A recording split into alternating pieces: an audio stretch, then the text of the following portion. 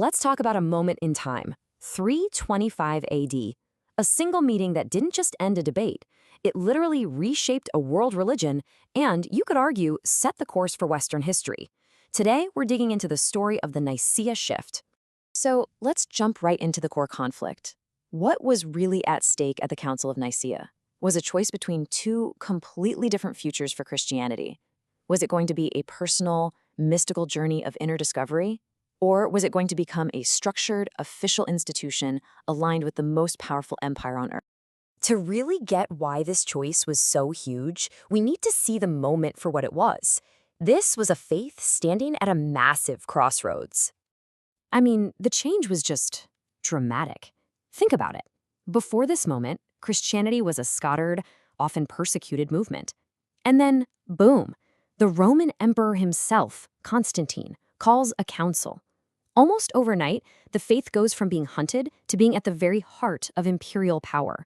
That is a staggering transformation. So, this new proximity to power forced the faith to really define itself, and that brought two potential paths into really sharp focus. Let's break them down. And you can see right away, these two ideas couldn't be more different. On one hand, you have the inner path. This is all about personal, mystical transformation.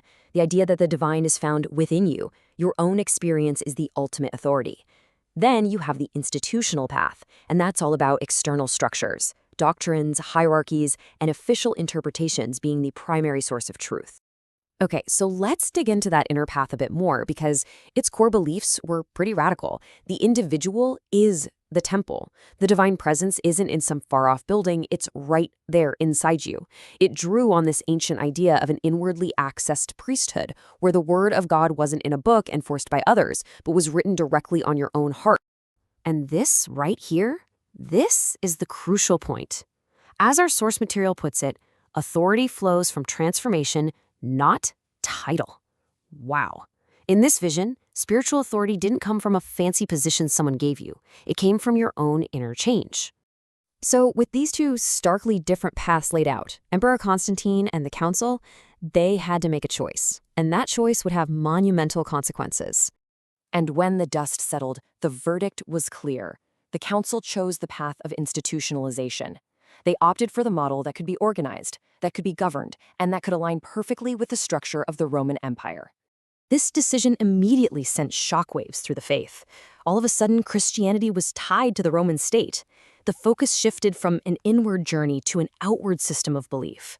Salvation became an external concept you receive, and formalized theology created clear insiders and outsiders. Now, this wasn't just a political change. It fundamentally rewired the spiritual logic of the faith. It essentially created a new kind of Christianity. The key philosophical shift is what our source calls the externalized deity. And what that means is the divine is no longer seen as being primarily within you, it's now located outside of you. And if God is out there, well, now you need someone or something to connect you, right? And what's really interesting here is you can see the logical chain reaction. Once you externalize the deity in step 1, you create a gap. That gap makes intermediaries, a priesthood, necessary in step 2. Those intermediaries then need a formal doctrine to enforce, which is step 3. And that ultimately leads to the idea that salvation is something that is administered to you in step 4. And who were these new necessary intermediaries? Well, they were the new layers of hierarchy designed to manage this externalized system. You've got priests, bishops, councils to decide official doctrine, and eventually the supreme authority of the Pope. Our source material just sums up this transformation perfectly. Spiritual life becomes something administered rather than embodied. The journey shifted from something you lived personally to a system that was managed for you by an official class. And that was the Great Reorientation. What had been a path of inner light and personal discovery became a system of external obedience to creeds and authority, a profound change in the very definition of faith itself. And this brings us to our final section. Because this decision, made over 1,600 years ago, wasn't just some dusty, ancient political maneuver. Its central question is still incredibly relevant today.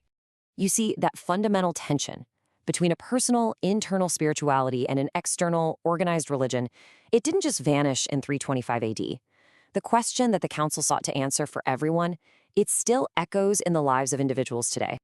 And so we'll leave you with that very question, the one at the heart of the Nicaea shift, and maybe at the heart of any spiritual life. Is the ultimate divine truth something you discover within yourself, or is it something that has to be defined and managed for you? That is the echo of Nicaea. Thanks for joining us.